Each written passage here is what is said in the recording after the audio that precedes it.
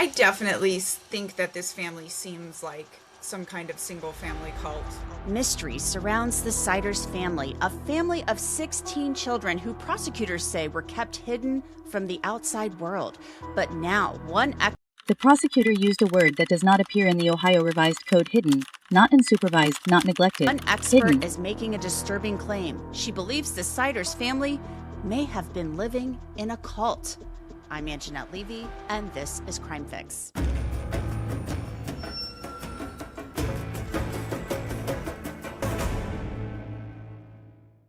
A glass jar with the lid screwed tight. 16 children inside. No outside air, no school roster, no medical record, no neighbors wave through the window. That jar is not a home, it is a closed system. Before we go deeper into what the documents actually show, make sure you're subscribed to Law and Crime Insiders. Because we don't just cover the story, we follow the evidence. For years, 4 adult members of the Siders family lived together under one roof. They lived as a family. Gary Siders Sr. and his wife, Christina Siders, and their son, Gary Siders Jr., and his wife, Elizabeth. Elizabeth Siders, as we've been telling you, married into the Siders family at the tender age of 15. She likely became pregnant with her first child when she was 14. So she and Gary Jr. were dating when she was 14. She's married at 15. She has her first child a couple of months later. And as we now know, she gave birth to 17 more after that. The indictment alleges that for years the adults in this Ohio house did not simply raise children, they managed an interior world. 4 adults under one roof. One marriage began when the mother was 15. The first pregnancy followed almost immediately, 18 births. It seems like Elizabeth was a breeding machine. Did she want this? Did she want so many children? Her lawyer told a media outlet that she was open to having a large family, but 18 children? Tommy Stolle also said in the same interview with 10 TV that Elizabeth told him that all children are a blessing from God. Wouldn't you like to know what else Elizabeth Siders said? Did she willingly get pregnant so many times? Did she want to be pregnant every year since 2008? Was she being manipulated? Was she forced? Was Elizabeth brought into a cult? Daniela Mestenek-Young. That number is not a private choice, it is a production schedule. 18 pregnancies over roughly 17 years. That is not a decision, that is a system. Believes so. She's an expert in cults and their dynamics and will join me shortly to discuss cults in this case. Elizabeth's lawyer has serious concerns about her mental health. What has he observed and what has Elizabeth told him? Last week, Tommy Stolle asked Judge Rogers to order a competency evaluation for Elizabeth, and in the alternative, an evaluation to determine whether she is not guilty by reason of insanity, meaning does she have a mental condition that would make it so she didn't understand the difference between right and wrong when her children were being mistreated. Now Judge Rogers has ordered both evaluations to be conducted in the next 30 days. Once the evaluations are complete, a hearing will have to be... Defense attorneys have requested competency evaluations for every adult defendant. That is not a legal maneuver, it is a signal. Something in the discovery made the lawyers ask whether these defendants understand the difference between right and wrong. That question is not about motive. It is about architecture. Scheduled. Similar examinations have been ordered for Gary Sr., and competency evaluations have been ordered for Christina and Gary Jr. There is something the defense attorneys have seen that has prompted them to request these evaluations. And let's say one or more members of the Siders family are found to be incompetent to stand trial. It doesn't mean their competency can't be restored with therapy and medication. Competence means a person can understand the proceedings and assist with his or her defense. If you love digging into the details of crime cases as much as I do, you have to download the Law and Crime Plus app. If you haven't checked it out yet, here are 3 reasons why you need to jump on board today. Number 1, you get complete access. Watch the best shows from Law and Crime and Court TV completely ad-free. Number 2, the case files. Get deep dive access to raw trial evidence, including body cam video, 911 calls, crime scene photos, and much more. And finally, number 3, it's free for 30 days. We are giving all of our viewers a full month to test it out completely risk-free. Head over to lawandcrimeplus.com. The court has ordered those evaluations, but the legal process will not answer the hardest question: how does a family become a sealed ecosystem without anyone noticing? Enter promo code CrimeFix and start exploring today. Now back to the Siders family dynamic. We know Elizabeth was married at 15. The Gallia County Local School District was notified that Elizabeth was withdrawing from school to be homeschooled at that time. How was a 15-year-old new mom being homeschooled? I know that I'd like the answer to that question. Was Christina Siders, her new mother-in-law, homeschooling her? If so, what was the curriculum? And was religion a part of that curriculum? Christina Siders' Facebook pages have religious imagery, crosses, and depictions of Jesus. This was a family that spent a lot of time together, a family that the prosecutor says hid children together. And we know from the superintendent of the Gallia Local School District that Gary Siders Jr. never attended the school district. There's no record of him there. And the 6 oldest Siders children were enrolled in online school in Gallia County on August 26, 2020 for the 2020-2021 school year. The next year, they were supposed to attend Attaville Elementary School, but they never showed up for school. Not once, not one day. And they were never seen in Gallia County again. There was no notice provided to any school district that the children were being homeschooled. Instead, the prosecutors said they were hidden, living an insular life, living in squalor. The question is why? Why was this family set on being alone by themselves, aside from the obvious that they may have been trying to escape children's services caseworkers? Was something more going on? Elizabeth's brother, Jeremy, posted on Facebook shortly after her arrest that she had been indoctrinated. He didn't say into what, but he claimed she had chosen the Siders family. Were the Siders functioning as a family who refused to live apart? Did they have a belief system that tied them together? Or were they, as some experts have suggested, a type of cult? So to really dig into this issue of what makes a cult as it relates to the Siders family, I want to bring in Daniela Mestenek-Young.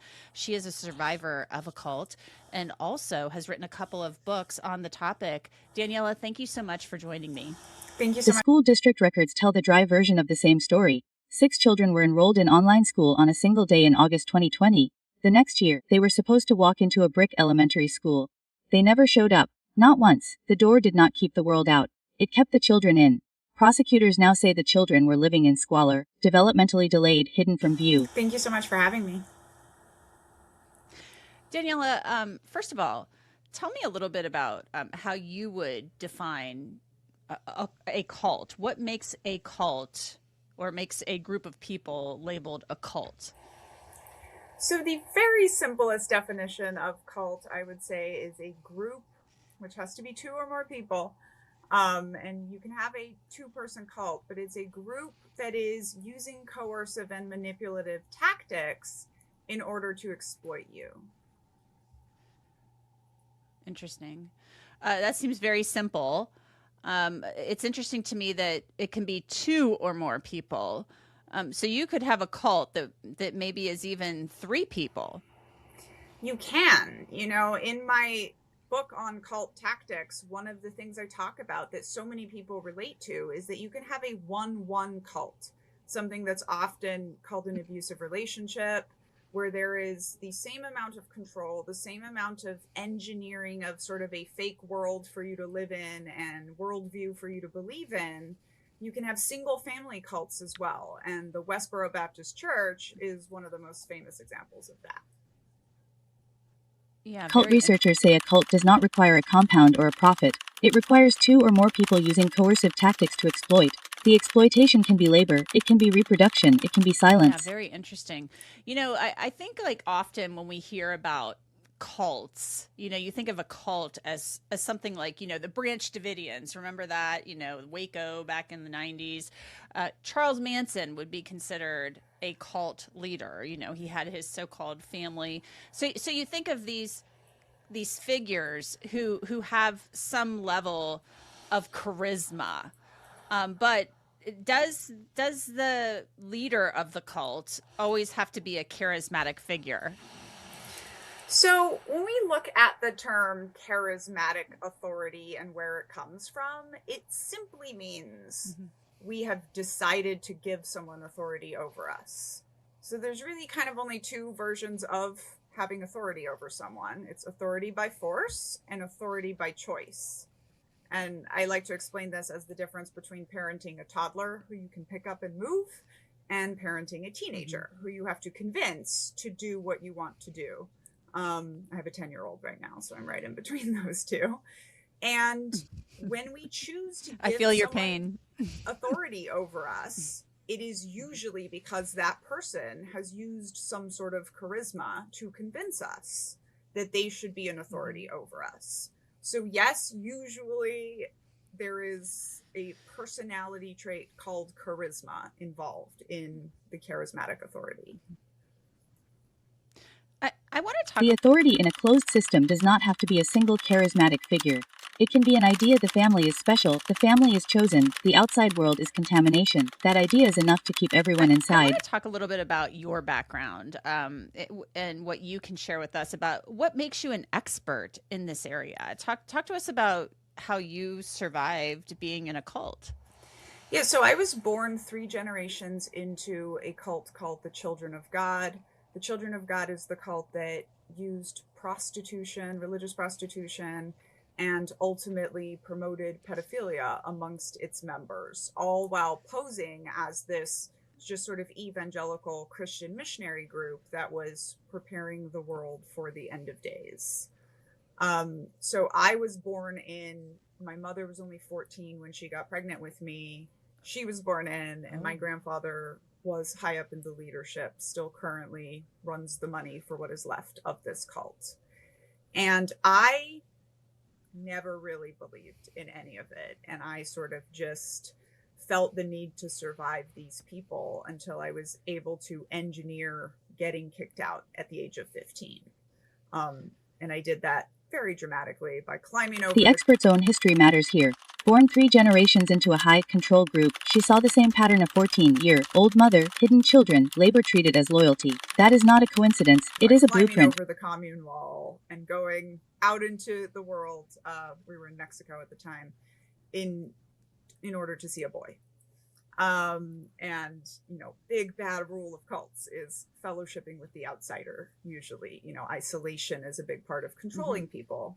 And so I was kicked out. I was sort of tossed into a completely different world with a older stepsister in Houston, Texas, who was kind enough to take me in, and just sort of had to figure out the world as it was coming at me. Went from like never being in school before to 4,000 student high school. Very, very intense.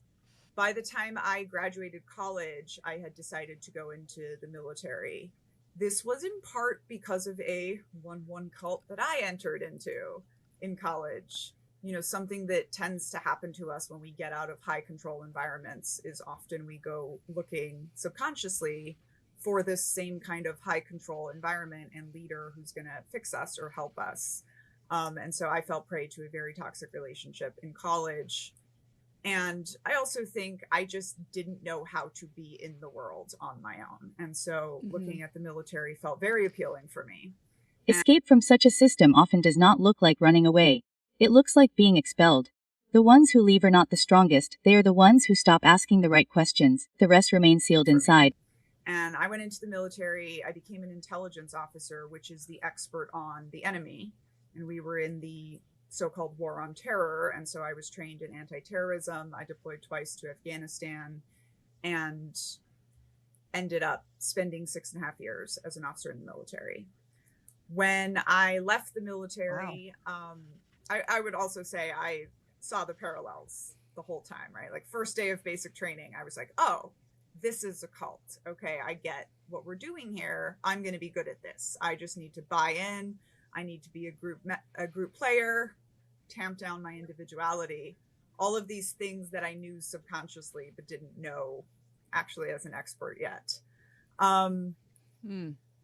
During COVID, I decided to go back to graduate school, and I ended up going to Harvard and getting a degree in organizational psychology. And I really focused on cults and the military, and in this process understood that I was an expert on bad leaders and bad groups, and I wanted to keep doing that.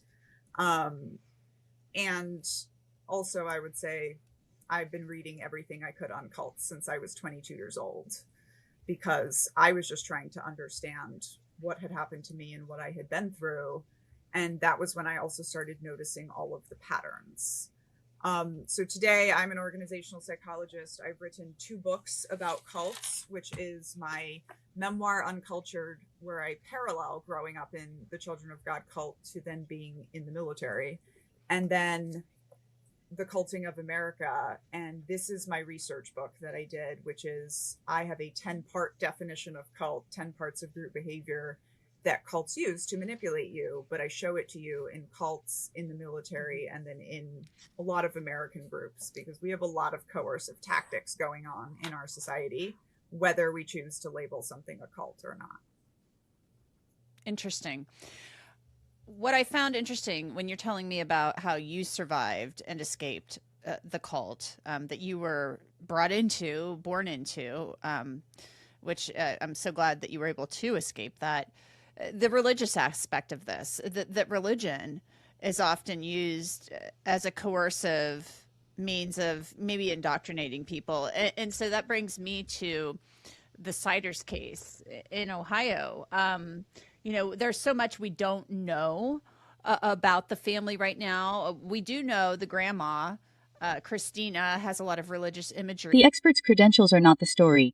The pattern is on her Facebook page, and that Elizabeth, the mother of these 16 children, married Gary Jr. when she was 15 and then had 18 children subsequently after that marriage. Do you look at this family, since they are a group of 2 or more people, based on what we know, do you see some possible cult dynamics with this family, with the little bit that we know?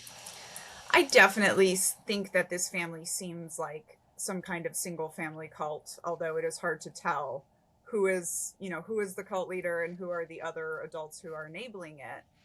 What's important about religion is that cults absolutely do not require a religious worldview, but they always give you some kind of worldview. There is always a worldview that you have to adopt. In this case, the mother's body may have been the first controlled asset. 18 pregnancies. That is not a choice. That is a schedule. The door did not keep the world out. It kept the children in. To be part of this cult. And even in my own, research and reading memoirs, I initially was focused on Christianity and thinking that that was the problem. And it wasn't until I read a memoir by someone who'd grown up in the Church of Scientology and in their inner cult, the Sea Org, and I recognized my pretty much exact same life. So I think it's important to understand that religions are worldviews and cults are groups. But it is also very true that many want to be cult leaders will grab for a monotheistic religion that started about 2,000 years ago. And I think that's just because most religions that we have today have some point of view where they can't explain things anymore. And so you're just supposed to take things on faith. You're just supposed to put logic aside and believe. And really what the process of brainwashing is just getting people to put logic aside and stop asking questions. So, I always like to be very clear that religion might be its own problem, but it's not the problem when we're talking about cults. I mean, you really can just write a science fiction book and then make that your worldview, which is, what Scientology did, which has been one of these really long-lasting cults. But a lot of times in a single family cult, the worldview itself is just focused on our family is special. Our family does things a certain way. We have this mission. We can't talk about it outside the house. And, or in this case, not even letting the children go outside the house or be known outside of the house. And so it doesn't have to be a very overly developed worldview that is used to control people. Yeah, and what's interesting with this family, the prosecutor has claimed that these children were hidden. I've traced the education records. As far as we can tell, the oldest 6 children were not enrolled in school until August 26th of 2020, when the oldest was 12 and the youngest of the six was 6, and they were enrolled in online school. Before that, there are no records of them being in school. And then the next year, they were supposed to be in school and never showed up. So these kids, according to the prosecutor, have been hidden. That's the word he used. Why would you keep kids at home? Like what could be going on there? And I know I'm asking you to speculate a little bit, but have you seen this with cults previously in your experience and in your research?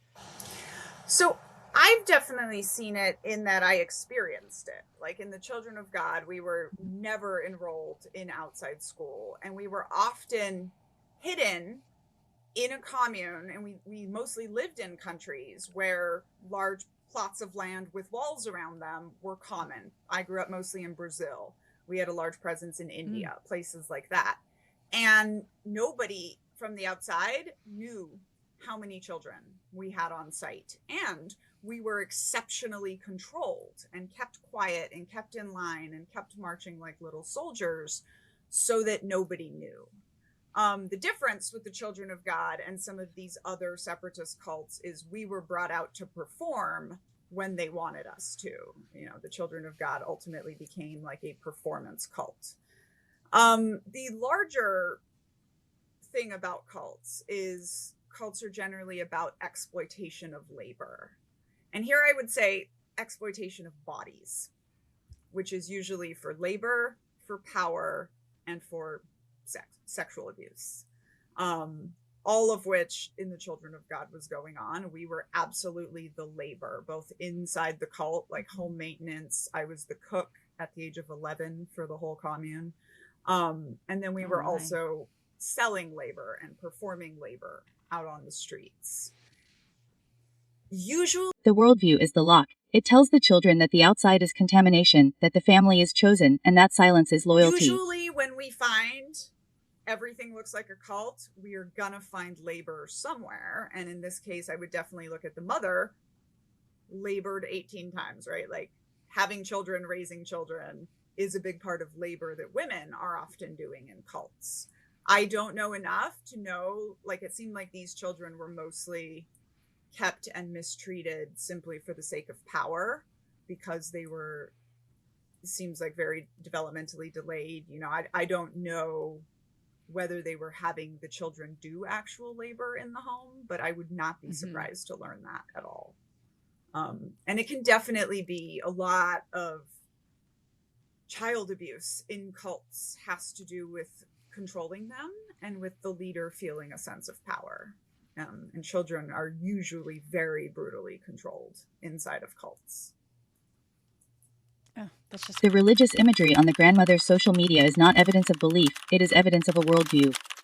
A worldview that says outside institutions are dangerous. A worldview that says the family is special, chosen, sealed. That's just horrible. Is there ever like more than one leader in a cult, or is it strictly like one person is the central figure? So there's almost always a hierarchy. You know, cults, I say those are very patriarchal, very hierarchical, regardless of which gender is at the top.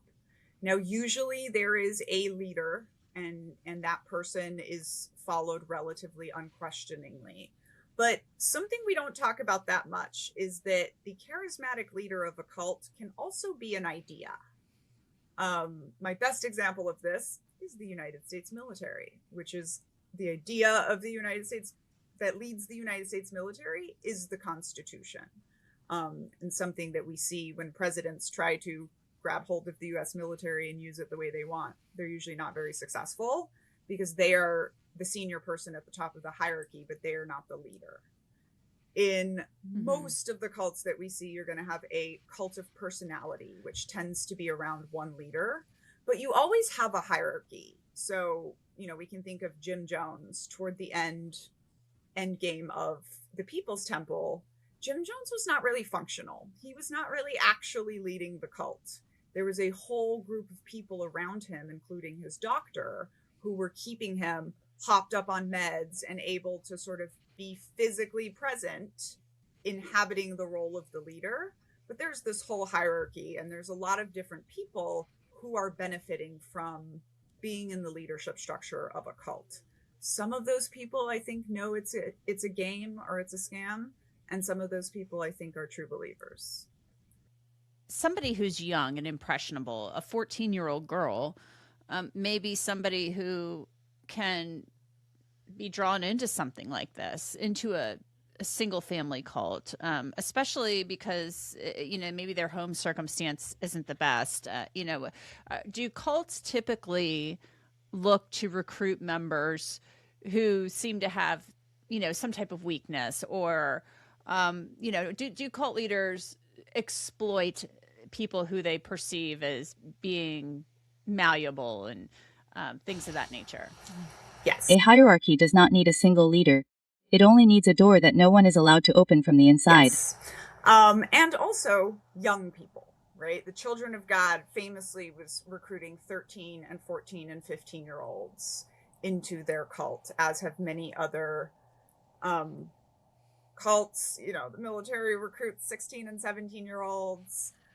So getting people while they're young and very malleable is definitely a part of cult strategies, as is getting people pregnant very, very young and multiple times, because it keeps you tied to the cult. And there's a stereotype that cults are recruiting weak-minded people, which most of us experts don't like, because truly anyone can be manipulated by a cult. But one of the things I have found is that anywhere in the space of personal transformation, cults are or abusive people, predators will show up. So when you have, and a lot of these happen when you're young, when you're leaving your parents' home, when you're going to school, you're starting a diet or exercise program, but basically there's something about your life that you want to transform. A lot of predators will show up. And cults absolutely will focus in on what you are. Here is the ticking clock question. If 6 school-age children can vanish from the enrollment rolls without a single cross-agency alarm, what else can disappear inside a single family system? That is not a family law problem, it is a systems failure. You are discontent about in your life, and play that up as a big problem, and then they will sell you a solution. And so my personal experience, how I ended up in a cult, is my grandfather in the 70s had a bad LSD trip where he met Satan. And the next day he was sitting in a park in LA with his head in his hands, as one does after they meet Satan, I presume. And along come the happy, smiling, guitar playing children of God. Right. And that was his story that he told, and he went off with them for the rest of his life.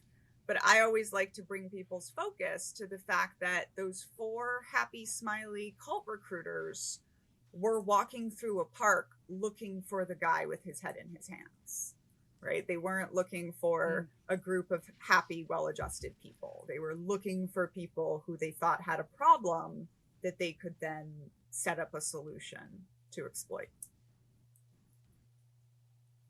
Cults do not target the weak, they target the transforming. A 14-year-old girl is the perfect recruit. I mean, that makes total sense. It makes total sense. How do you advise people, like anybody watching this, how would you advise somebody to maybe recognize those signs that they are being maybe manipulated or recruited to become part of a cult, and to maybe resist that?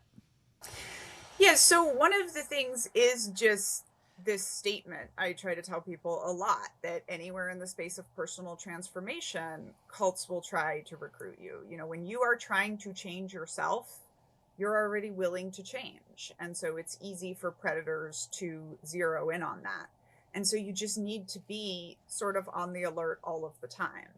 And I think one of the ultimate ways to protect yourself is to know that you can never devote yourself 100% to anything. Like, you should not be devoting yourself 100% to any person, place, thing, or idea outside of yourself. And I think that's hard, because in American culture, we are told to devote ourselves 100% to things, 110% even.